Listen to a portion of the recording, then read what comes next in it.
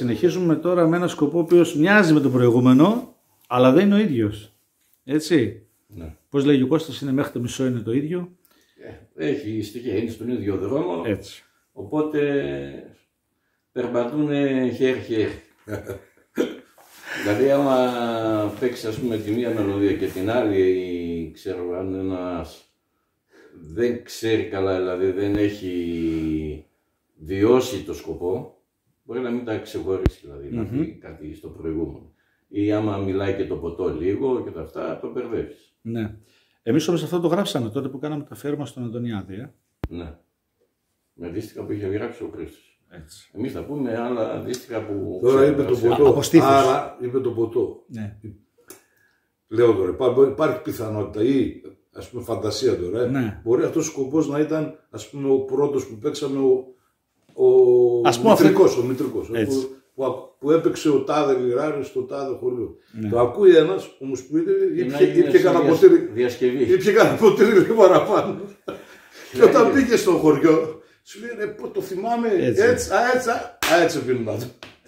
Και έμεινε και αυτό. Αυτό είναι για μένα η ελευθερία της λαϊκής παράδοσης. Δεν είναι. Από την, ας πούμε, την οργανωμένη μουσική που είναι ας πούμε, αυτό και αυτό και αυτό. Που δεν υπήρχε στον πόντο. Ξέρω εγώ. Που δεν υπήρχε στον πόντο. Αυτή είναι η ελευθερία της λαϊκής παράδοσης. Ότι ο καθένας μπορεί να το κάνει δικό του. Ναι, δικό του. Έτσι. Γιατί έλεγαν ο σκοπός του τάδε.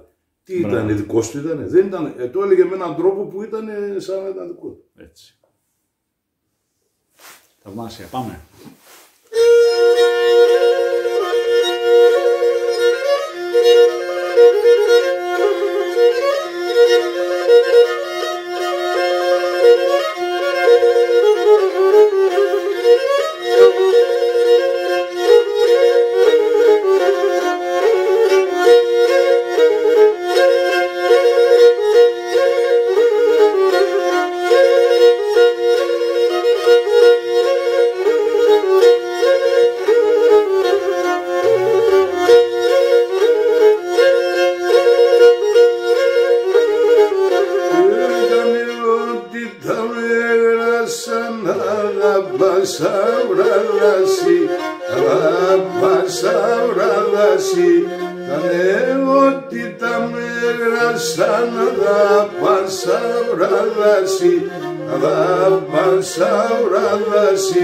Γράψου γράμμο πως στείλουμε να σε ξέρω δεν φτάσει, να σε ξέρω δεν φτάσει.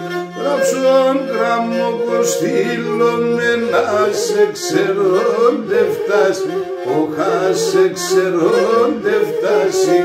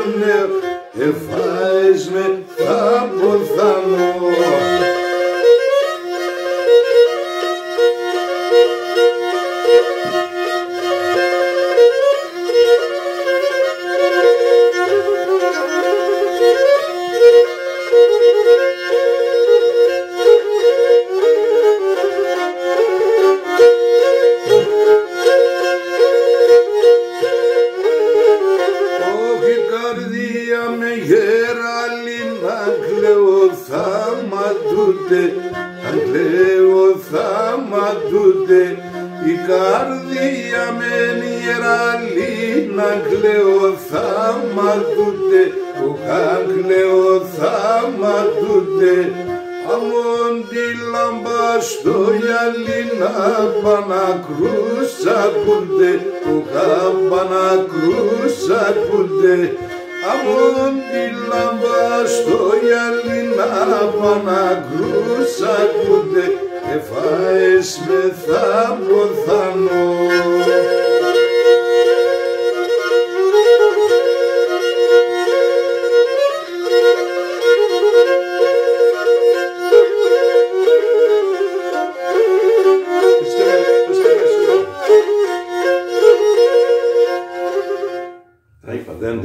Είδες, μόλις τον είπες πες και εσένα το κλείσε.